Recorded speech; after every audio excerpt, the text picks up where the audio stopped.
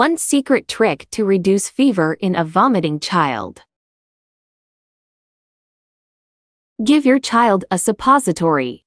You just lie her down, put her side easier, but you can do it on their back if that's what you prefer. Bend her knees up and gently push the suppository up her bottom. You need to make sure it goes in properly, otherwise, it'll be uncomfortable and feel like she needs to do a poo. Just make sure it's gone further in at the edge of the anus, the bit where the poo comes out. Wash your hands afterwards. It's no worse than wiping a child's bottom. In fact, there isn't any poo in sight.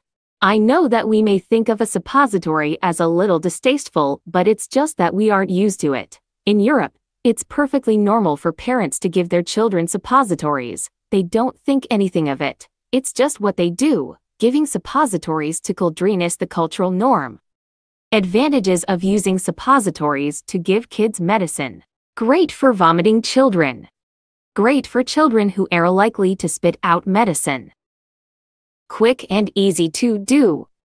You give medicine when they are asleep. You can buy paracetamol acetaminophen suppositories over the counter. Just tell the pharmacist how old your child is and they'll get you the correct dose. It's different from the oral dose. Popped the suppository in, gave her a cuddle and tucked your baby back into bed. It wasn't as bad as you thought. You can do it in half a second. Snuggle your baby back into bed and let the child to sleep. This is the best thing for your baby who is vomiting and has a fever.